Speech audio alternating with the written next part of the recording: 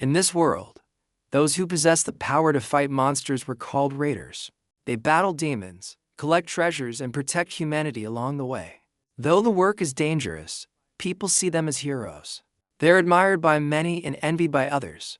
After all, who wouldn't be excited by the thought of fighting and uncovering hidden treasures? Naturally, those who can't land such jobs often feel jealous. Our story begins in a bustling restaurant where everything seems normal, until someone starts shouting. That person is our main character, Jae-hyun, who's furious after learning that his role in an upcoming raid is just to act as a meat shield. The guy in glasses quickly tells Jae-hyun to calm down, reminding him that he was the one eager to earn quick cash, and this is the only job on the table.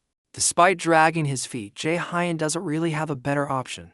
He then tells us that the guy in glasses is Young-won, who works at a raider agency. His job is to assign people like Jae-hyun, who aren't part of any guild, to various missions.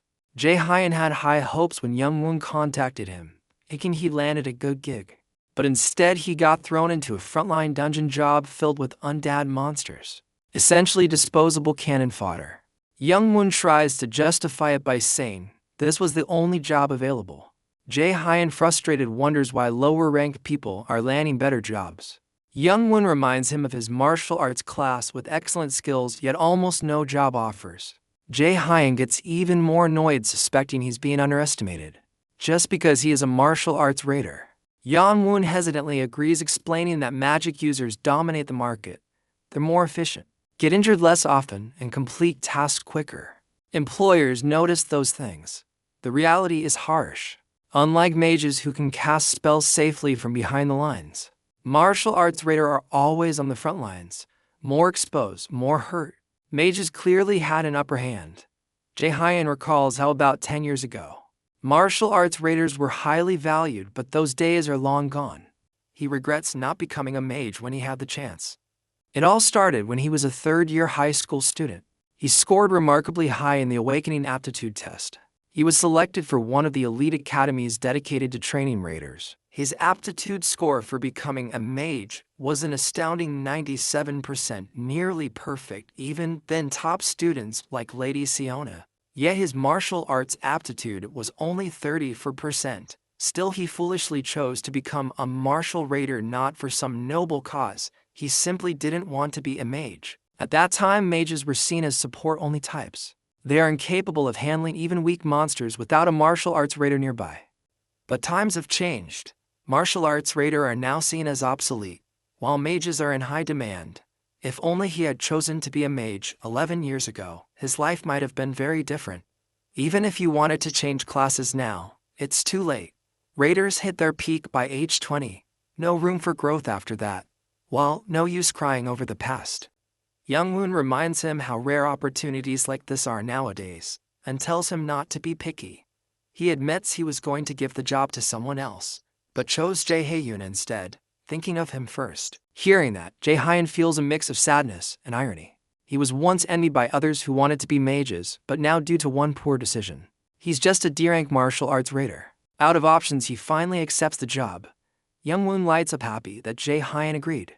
As he's about to leave, the manager tells him they'll meet the next day at 8 a.m., and the address is already on his phone.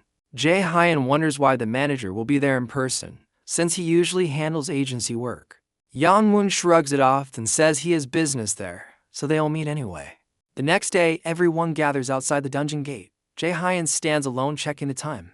Young-won still hasn't arrived, which makes Jae-hyun nervous. He sighs, thinking that Young-won should probably be working with stronger raiders. After all, Young-won is an A-rank mage, while Jae-hyun is just a D-rank martial artist. Jae-hyun wonders why Young-won is even stuck working at a raider agency when he could easily join any guild he wants. If you were in Young-won's shoes, you would have left long ago. Suddenly, a dark thought creeps in, someone calling him a useless loser. It seems like an inner voice, but we're not sure yet. Lost in thought, he hears someone calling out to him. It's Mung-ho, an old friend dressed in full armor. They chat a bit, and Mung-ho proudly declares that martial arts raiders are still cool. Unlike those fireball-throwing mages he calls useless hobos. Jae-hyun doesn't share the same sentiment. Being a martial arts raider is anything but glamorous these days. Still, Manhwa encouraged them to do their best and suggests getting drinks after the raid. Jae-hyun agrees, but quickly adds that he's broke. Manhwa reminds him that he paid last time. Jae-hyun looks embarrassed, but Manhwa kindly offers to cover the tab again. Jae-hyun chuckles and apologizes for always mooching off of him, but deep down, he thinks Manhwa is just too nice for his own good. Suddenly, someone arrives and announces that everyone should gather at the dungeon gate. They'll be entering in 30 minutes. Tension fills the air. No one seems to like this guy giving orders, not even Jae-hyun. The armor guy returns to his team while Jae-hyun checks his phone, anxiously waiting. In dungeons, raiders need to be cautious of two main things. The first one is the treasure. If they stumble upon it, greed can overwhelm them. That's when dungeons tend to test raiders, often with deadly consequences. Most don't survive those tests. The second danger will have to wait because that same guy butts in again. He mocks Jae-hyun, joking that he must be staring at his girlfriend's photo. Jae-hyun brushes it off, but the truth is, he was actually looking at a photo of his mother. After a quiet moment to himself, he steps into the dungeon. Inside, mages stay behind while martial arts raiders move to the front lines. Only mindless schools are charging. Then, a bossy wizard begins shouting at the martial raiders, ordering them to form up, even if it means risking their lives. This is exactly what Jae-hyun hates about the job, being barked at by arrogant spellcasters. Still, he has no choice but to follow orders. Inside, mages stay behind, and while martial arts raiders move to the front lines, the mages begin casting spells, hurling fireballs that scorch the zombies. Jae wonders if these mages are from the Meteor Guild, which was a rookie group not long ago, but it turns out they're not. He figures today won't be his last, thanks to the strong backup. Manhwa takes a quick break, gulps down some water, and says it's finally time to take down the dungeon boss. The old man jokes about aging, saying he can't keep up like he used to. He asks Jae if he's picked up any loot yet. Ranked dungeons usually drop good items. Jae opens his system window to check, but it immediately glitches and a sharp headache hits him. A message appears: Asura system down. Disconnecting user. Another follows. System failed to reboot due to unknown error. Jae has never seen anything like this before. Then suddenly, a strange voice echoes in his mind, telling him to follow the light.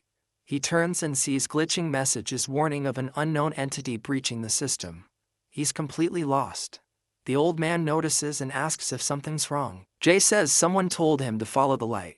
Right then, tiny glowing orbs appear in the air, and only Jae can see them. He wonders if these lights are what the voice meant. Despite confusion, he follows them. The old man watches, puzzled by Jae's strange behavior. Jae insists he'll be back soon and heads off alone. After walking for a while, he finds himself in a hidden area.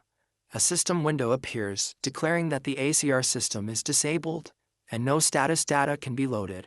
He tries interacting with it, but it's unresponsive. A new notification says the system is partially damaged and will attempt to reboot in safe mode. Jae scratches his head. Since awakening at age 10, the system has never failed, not once in 17 years.